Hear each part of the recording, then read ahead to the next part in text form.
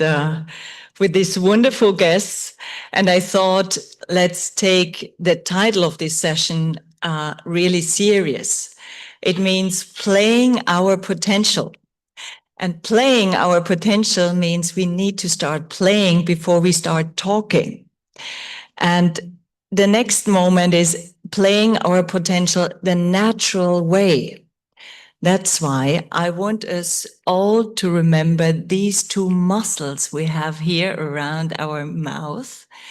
Because if we play these muscles in a way that we let them go down, you try for a minute, don't look at your neighbor because it looks really silly when you do that. And then we can also move the muscles up. Exactly, yes. We didn't test that before. Great. So we move these muscles up here, and then you have to look to your neighbor exactly like that. And this is the moment when our heart starts dancing, and also our cells will perform naturally the best they can.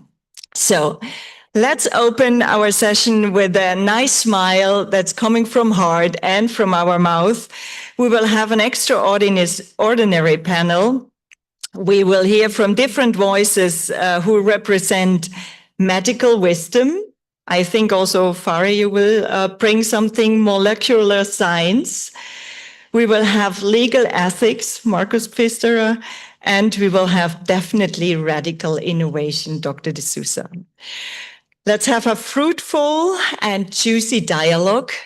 I was told, and I find that's the best moment we can do, we will have questions from the full audience after each of you had 6 minutes to present a little statement and an opening, and then I will take questions from the audience. So whenever you have something in mind, also write down, and then we will have the chance to raise it.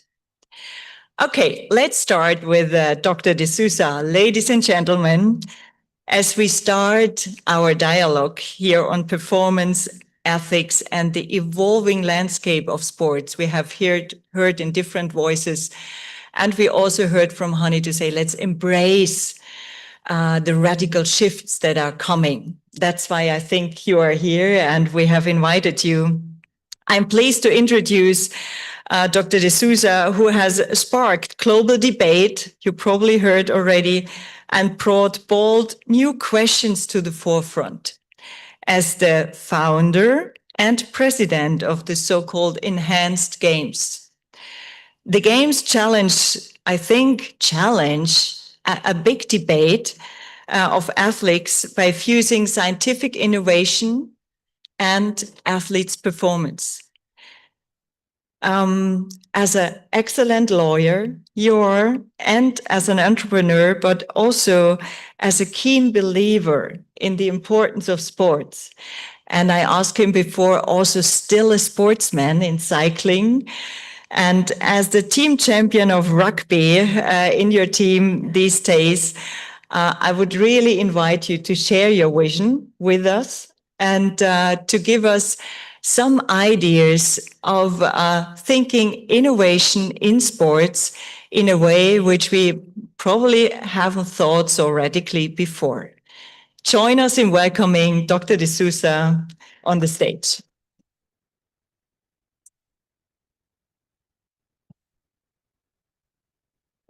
It's a great honor to be here today. The Enhanced Games is a radical idea, but it begins from a very simple premise. Why can't we be the most highest potential humans that we can be? Why can't we use technology and science to enhance human performance? For more than a century now, the International Olympic Committee has prevented the use of science in sports. They call this doping. They say that the use of steroids, testosterone, EPO, and other pharmaceutical interventions are unethical. They say that these practices are unsafe. But today I'm going to show you scientific evidence of why this is not the case and why I have dedicated my life to making human enhancement a real possibility. And so at the Enhanced Games, I am building the next instantiation of sport, a sporting competition that allows all scientific and technological advancements, some of whom that are very thought-provoking and very challenging, but it's all backed up by rigorous science. And I will show you, we've taken in less than 2 years a simple idea and made it very real, and now are pushing huge technological barriers. So let me see if my slides work. Oh, there we go. So the first point is, what percent of athletes use performance-enhancing drugs? Well, according to research commissioned by the International Olympic Committee and the World Anti-Doping Agency, it's 44%. 44% of athletes studied by Professors Ulrich and Comstock at the World Athletics Championships admit to using banned performance enhancements, yet only 1% get caught. Now, you might say that this is just one survey, a piece of data that I've just cherry-picked. But actually, according to the World Anti-Doping Agency, they did a survey of all the doping prevalence surveys, and so this is one of only 4 that were rated at the highest quality.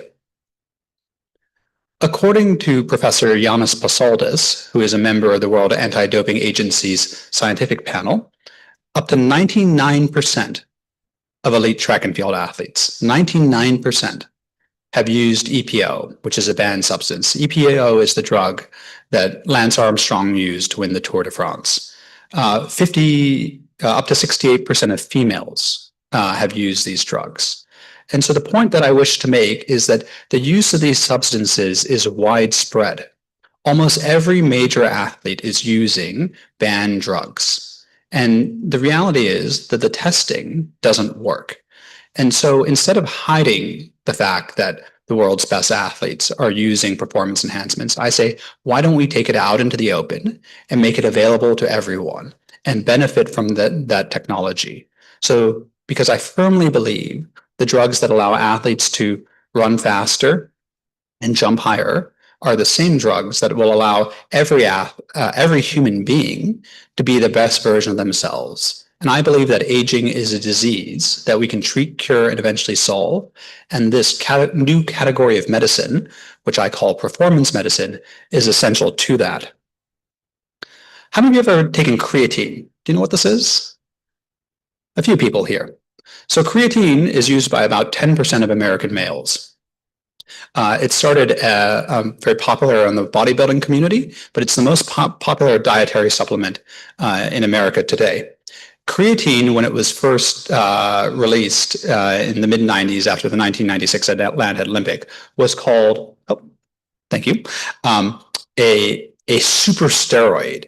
It could lead to cancer. And The Independent, and then maybe this print is a little small, that's an article from 2001, so that creatine is cheating no matter how you look at it, right? This is 25 years ago. We viewed this substance as totally inappropriate, right? It was morally reprehensible that athletes could use creatine. Today, creatine you can buy on Amazon.com, and you can get it at Joe and the Juice in your smoothie. And creatine is seen as the new bodybuilding supplement that boosts brain power. It has the potential to boost cognition in Alzheimer's patients. And why I bring this up as a very specific example is because if creatine were banned, like the Olympic Committee and the sports federations wanted it to be 20 years ago, we wouldn't have studied it. We wouldn't have seen its great potential. We wouldn't have allowed a new technology to emerge that has profound benefits for our health.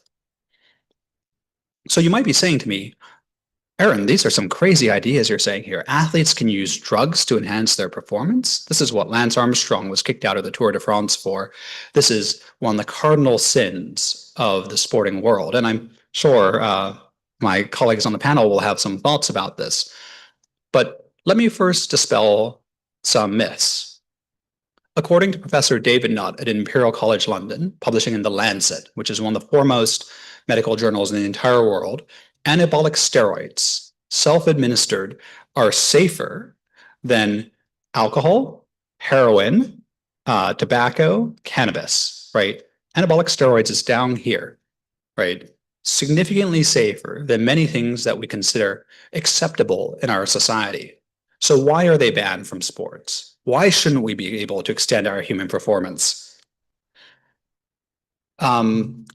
Professor Jana Leidenfrost, who's a a member of the World Anti-Doping Agency's scientific panel, published this study in the Journal of Sports Medicine about a month ago.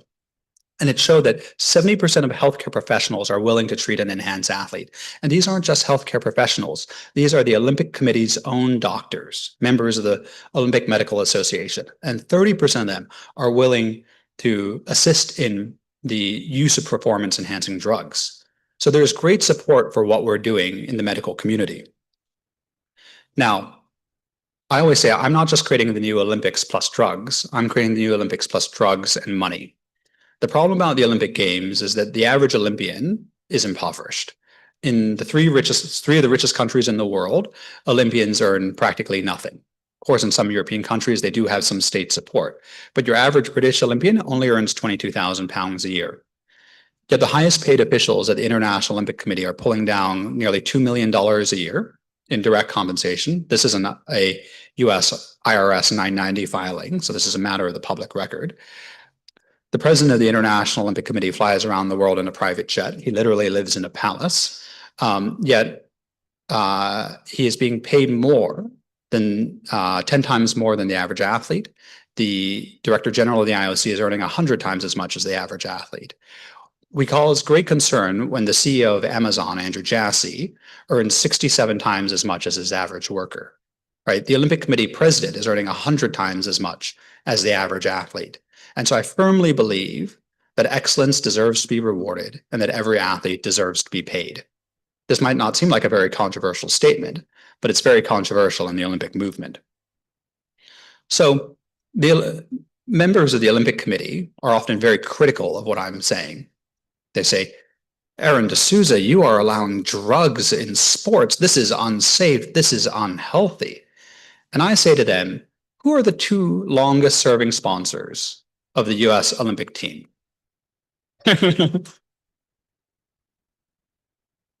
Coca-Cola and McDonald's, which have single-handedly been responsible probably for more deaths than any other industry in the totality of human history.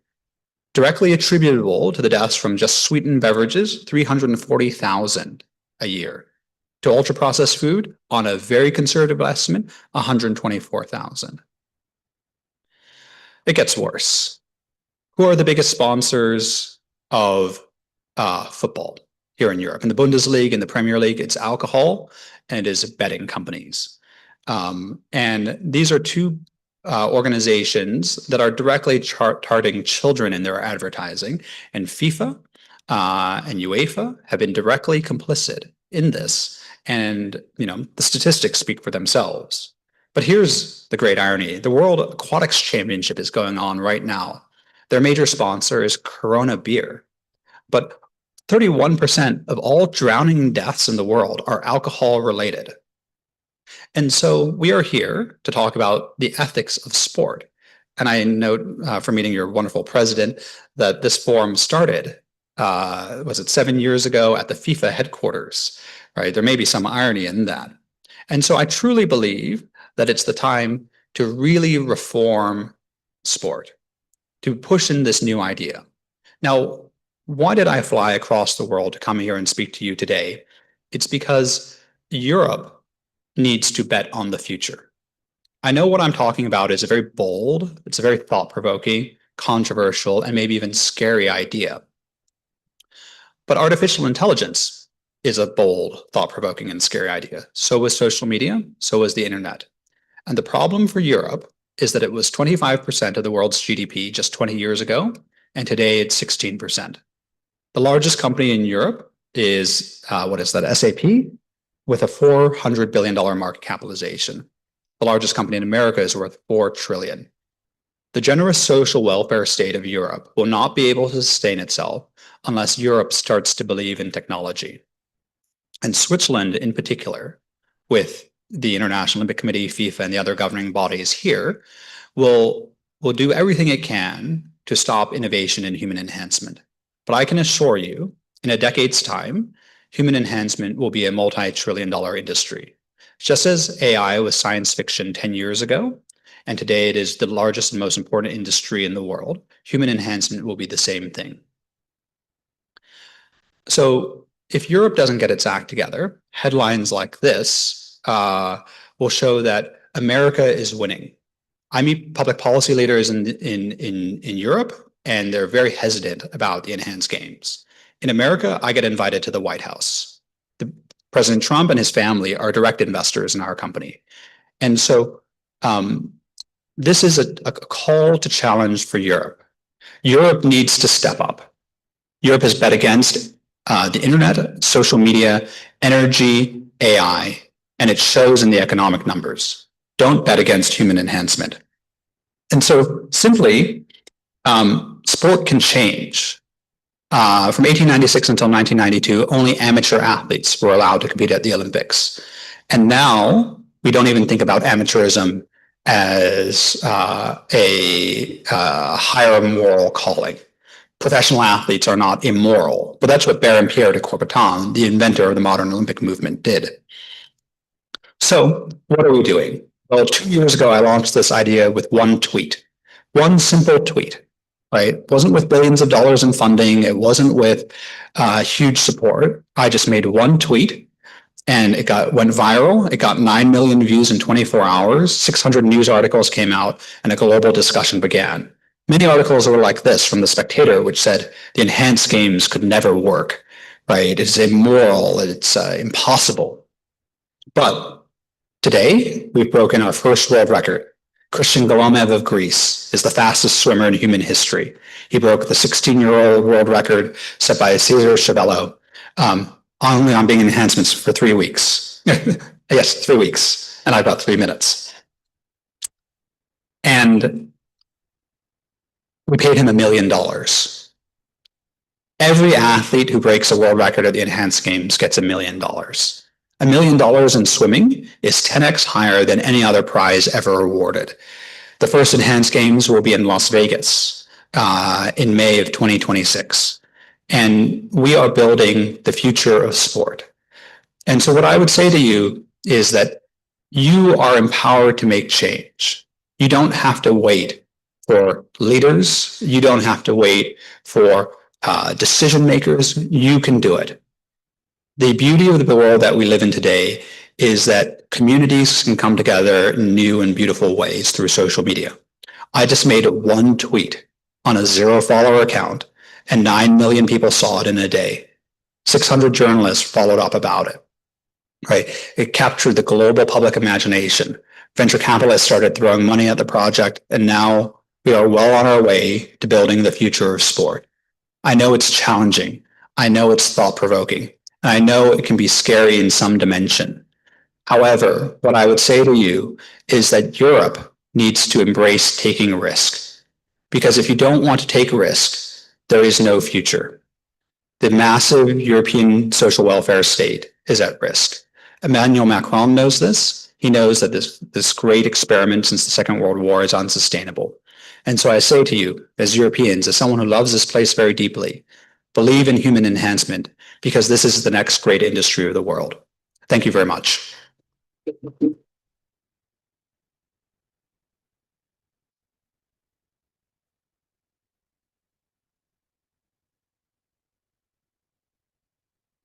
Thank you, Dr. Sousa. I heard it. I hear it in the crowds. I think the mind needed to expand.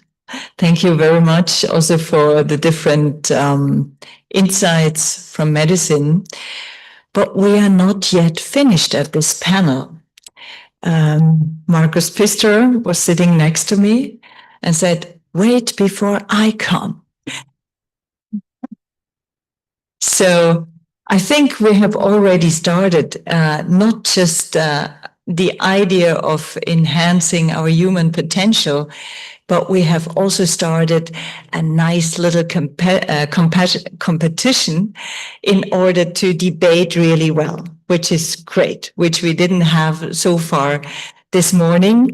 We had good words, but now it's getting a little bit heated up here. Spicy, yes, chooseful, spicy. That's right. Welcome to you, Markus Pfisterer, a member of the European Olympic Committee's Ethics Commission.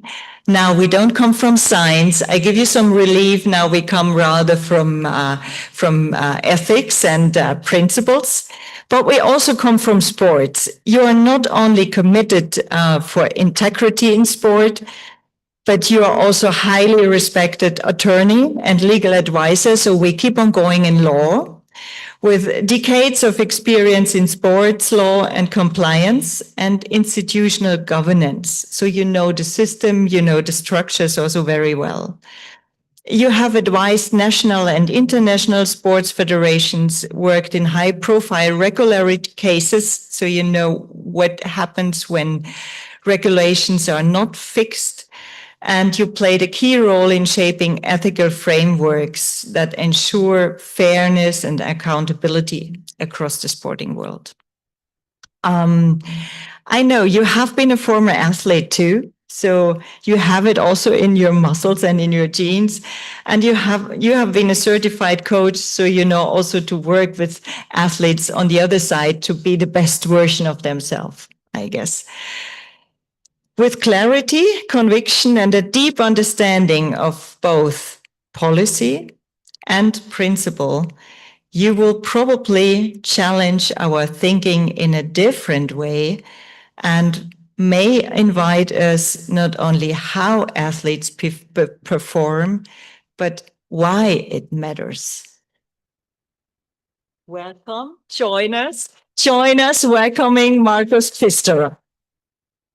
Thank you very much. Thank you very much for being here. And as you mentioned before, in my very, very first life, I was a former elite athlete. And so I know how intense the pressure can be to reach one's full potential. Every day brings the same question. How can I get better? How can I improve? Physically, mentally, but also strategically. But with experience, today as a lawyer, as a mediator, and as an ethic advisor, different question has become central for me. What does it take for performance to strengthen rather than harm? To connect rather than divide? True peak performance arises when body, mind, and integrity are in balance, and when systems protect people, not just measure output. I served for over 12 years as a CEO of the Swiss Cycling Federation, the national governing body of cycling in Switzerland. During that time, we celebrated over a dozen Olympic medals. But we were also constantly challenged by core questions. What enables sustainable performance? How do we challenge without overwhelming? Where are the ethical, structural, and personal limits? These questions remain with me today. Over the past 4 years, I built up and led the Swiss National Reporting Office for Ethic Violations in Sports. We received over 1,300 reports from all sports, levels, and group ages. At the core of many cases were questions of values, respect, fairness, and boundaries. Our task was to assess these situations based on the ethic rules, knowing they are rooted in what society considers just and responsible, not in a theoretical ideal. Particularly troubling were these cases involving young athletes who felt helpless in a system they wanted to succeed in. Their dependency was often reinforced by those in power seeking control. These imbalances block healthy growth. That's where our responsibility begins, to expose such dynamics, to create safe spaces, to build independent reporting channels, ensure transparency, and foster a culture of listening. And this goes beyond sport. As a mediator and advisor to companies, I see the same patterns. Where power imbalances exist, people need safe framework to develop and reach their full potential. In my daily work with sports bodies, churches, and organizations, I see how fragile the balance is between innovation and manipulation, between self-optimization and self-destruction, between scientific progress and ethical grounding. Natural performance is not just a biological question. It's also cultural, structural, and ethical. Let me share one example. A young athlete was close to quitting, not because of competition, but because she had no voice. She felt expected to perform and deliver. Thanks to brave people, a clear ethic process, and honest dialogue, we could intervene. Today she's back on the podium and stronger as a person.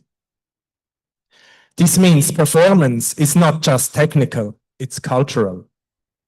Especially now, in dialogue with new models like the enhanced games, we must not dismiss this debate, but we must enter it mindfully, with the clear understanding that we carry responsibility for our athletes. Every day, we must ask ourselves, does the system we are building live up to this responsibility? It's not just about physical health.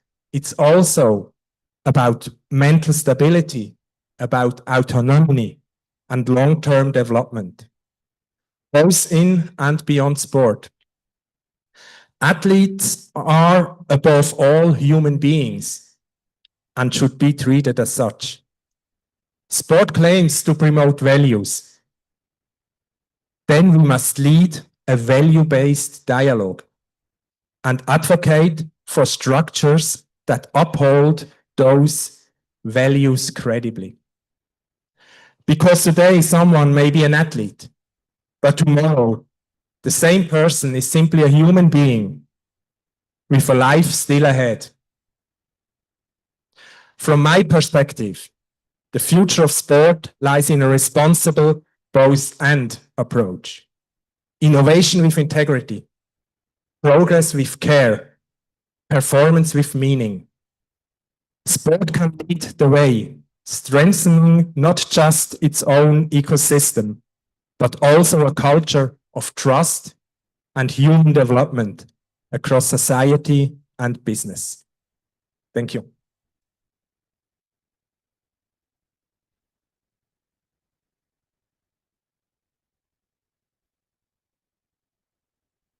Thank you very much for building us a bridge, a wonderful bridge to continue with the and to advocate for responsibility and guiding principles in both fields or in both ways to tackle natural enhancement. I think we will have another perspective on it. As we continue, please welcome with me Professor Fahri Saatcioglu, I hope I pronounce it somehow good, from the University of Oslo. You have been, or you are, a leading figure in molecular biology. Probably your heart already beats because you have seen the academic and scientific papers from Aron. Your research focuses on cellular mechanisms, hormonal regulations, and the implications for physical and mental performance. I know you while you have also conducted very good research about the implications of yoga practices and breathing exercises. So if somebody has already opened up to bridge scientific world, enhancing performance in both natural or other ways, you have done it with your research. And I know beyond these scientific achievements, you're a worldwide lecturer, And you bring a deep ethical awareness to this question we are asking here. How can we enhance human performance in a way that respects both the natural integrity, but also the scientific innovation? Welcome, Professor Fahri Saatcioglu.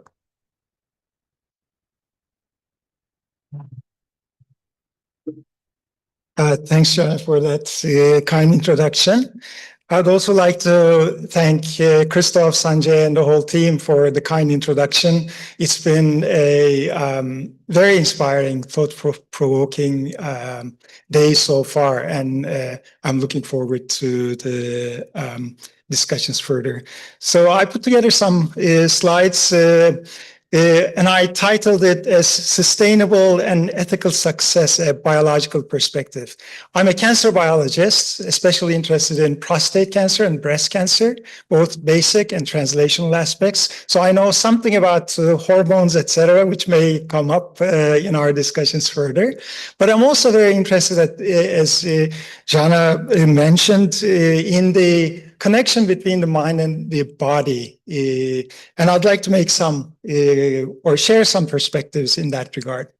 So the key questions that we are underlying today are success versus our core values, lead and win with integrity in a high-pressure world, how to support peak performance through science-based natural approaches that promote physical and mental well-being, and then the title of this session, Enhancing Performance in the Natural Way. I'd like to suggest that the word well-being is the key here, because there is very distinct and bidirectional relationship between wellness and unethical behavior in sport, particularly doping. Doping has psychological effects. When one does it, one has guilt, identity, confusion, anxiety, depression, and of course, social consequences. The loss of trust, which was touched upon earlier, such a key topic in all aspects of sport, isolation, stigma, but it has also physical risk, hormone imbalance, cardiovascular damage, long-term health costs.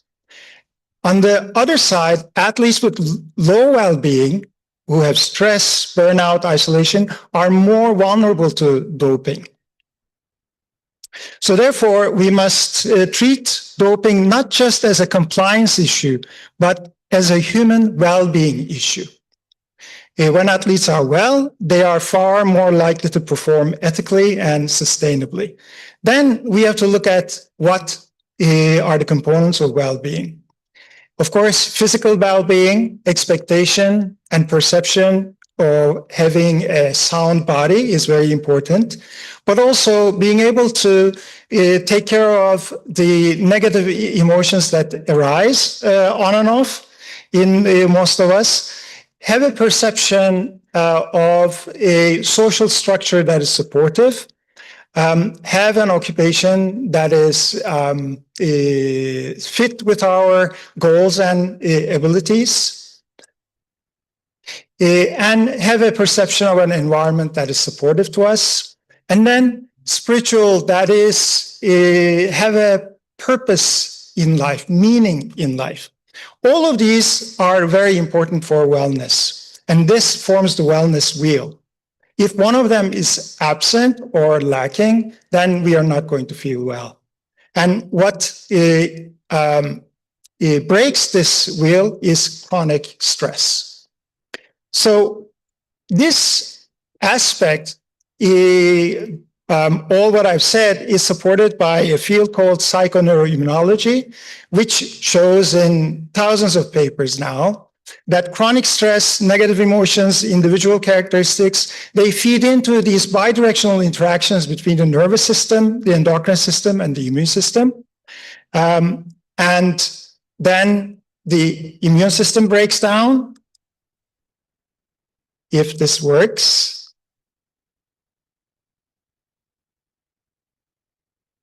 there. Then, of course, everything happens. Thank you. But if we can handle stress, we have positive emotions and individual characteristics, this system, the psychoneuroimmunology system, is upheld. And then this gives rise to health and wellness. And then how to increase wellness, how to support this psychoneuroimmunology axis.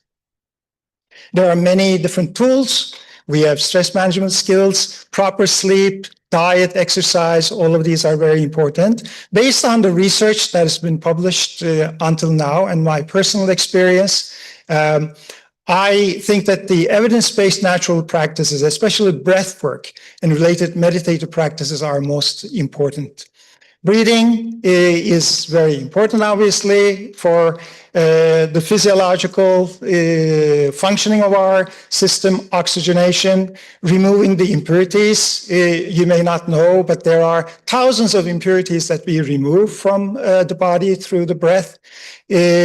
Slow breathing has many beneficial effects. Importantly, rhythms of the breath are correlated with different emotions as well. The founder of this forum, Gurudev Sri Ravi Shankar, said, breath and mind are linked like body and mind. Breath sorts out the imbalances in the mind and the body. It's the secret of life we have forgotten. And one of the very pioneers of integrative medicine, Andrew Vail, has said that of all the techniques that he has investigated for reducing stress, establishing wellness, breath work is the most significant. And this is what I feel as well. And there are large numbers of studies showing that breath work is beneficial. I will go over this very fast due to time, also meditation. And if we look at this body of work, we see that there are significant findings to support all different parts of the wellness wheel. And we've done studies on a very well-established and researched program called the Sudarshan Kriya Yoga. I just flash one example of this, which we published last year on the burnout in physicians, which is a very important topic. Basically, what we've shown is that SKY is an effective, practical, safe strategy to decrease stress, anxiety, depression, and increase wellness and mitigate burnout in physicians. It's very practical. Therefore, it could be a feasible tool to mitigate stress and burnout in other professions, including in athletes. So in summary, for ethical and sustainable success in sports, and really in any field of endeavors, human factor and holistic wellness has to be supported. And the basis of doing this is to support the psychoneuroimmunology axis. And among the different tools to do this, yogic breathing and meditation may be the most effective. And we should remember to be out in nature, the prime antidote to stress. This is the troll's tongue from southwestern Norway. And then I will end with this. You probably have seen the person on the right is Yusuf Dikeç from the Turkish Rifle Association. He got the silver medal in the Olympics last year. He is referred to as gearless as opposed to the person next to him. And nobody remembers the name of the person who got the gold medal. But he is remembered because he's natural. So this concludes my presentation. Thank you.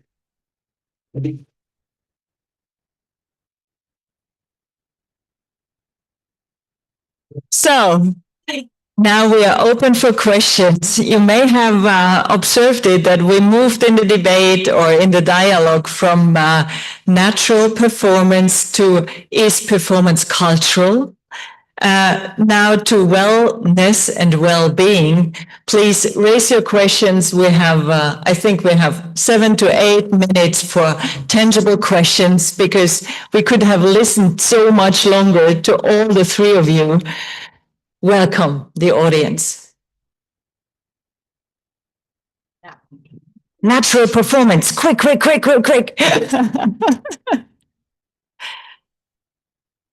Hi, my name is Kamya. My question is for Mr. D'Souza. I want to ask, do you really think that the availability of the same quality of performance enhancing medicines or drugs are available to athletes from different sort of backgrounds, different countries? And if not, are we really celebrating the excellence of the athlete or the resources that are available to them? Because we all know that there is already some amount of elitism that is inevitable in sporting, the kind of resources, training facilities that are available to certain athletes. But is that reason enough to widen that gap and cause inequality in the type of athletes that are able to stand at the podiums of international events? Yeah. Thank you very much. That's a great question. So every athlete who competes at the Enhanced Games is on our payroll.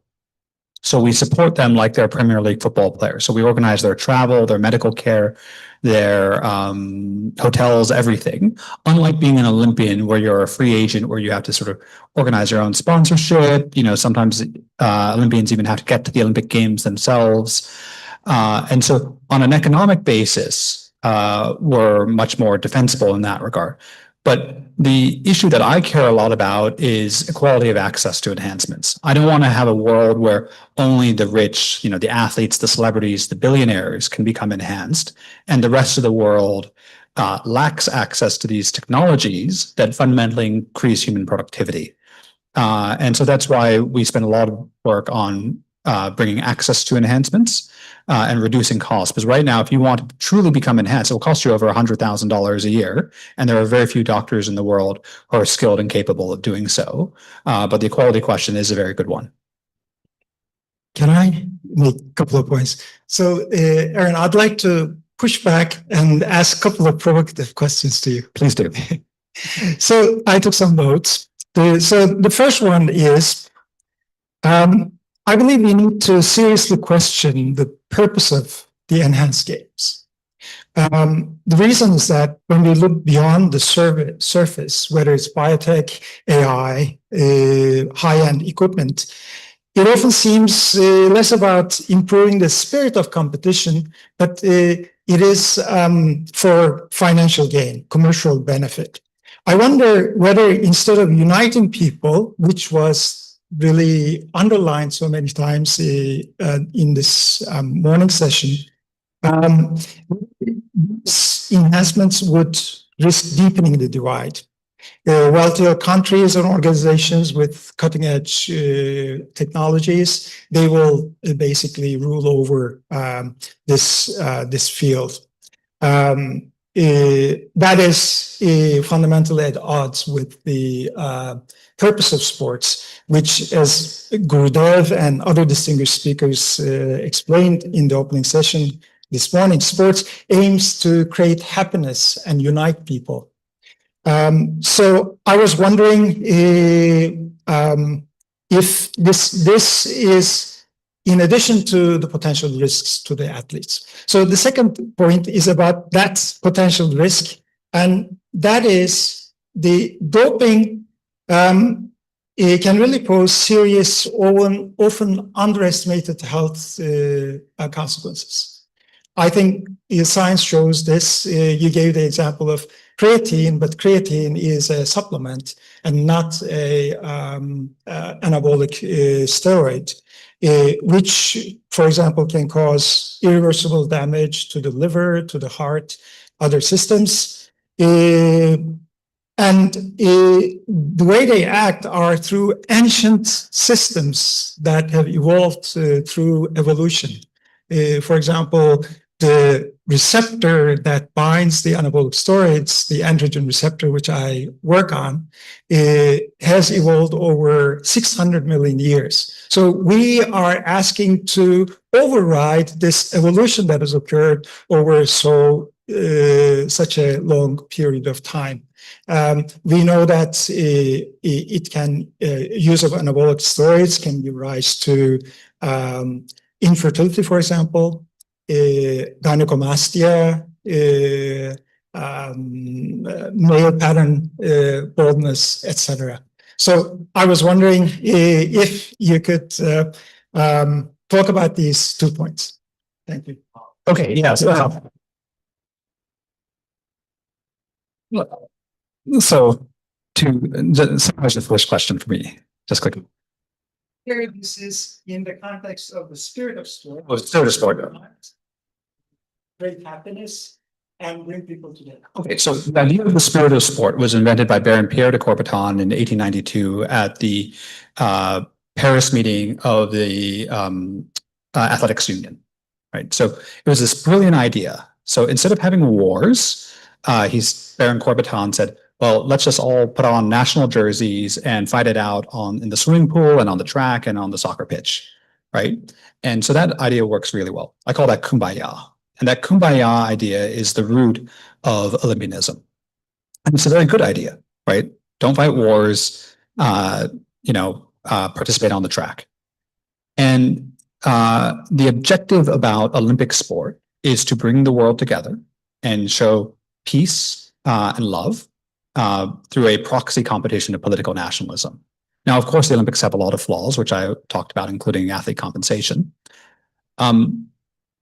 That is not our mission, right? Our mission is to show scientific and human progress. So a Usain Bolt's world record is 16 years old. The mile world record is 25 years old. 25 years ago, we didn't even have smartphones, right? We've seen so much technological progress outside of the body, but so little inside of the body. And I look at drugs like Ozempic and the GLP-1 drugs. These are enhancement drugs. Yes, they have significant side effects, right? And as a clinician, you would know. But 83% of the prescribing of Ozempic in America is off-label. It's not for diabetes, it's for image enhancement. 1 out of 4 Americans will take Ozempic. Obesity will be cured in our lifetime because of technology. And I believe that aging is a disease that we can treat, cure, and eventually solve, and we will only do that through performance medicine. Now, to go to your second question, which is about risk. Going into space has a 1 out of 16 chance of fatality. Climbing Mount Everest has a 1 out of 10 chance of fatality. In the early days, it's about a 1 out of 100 chance now.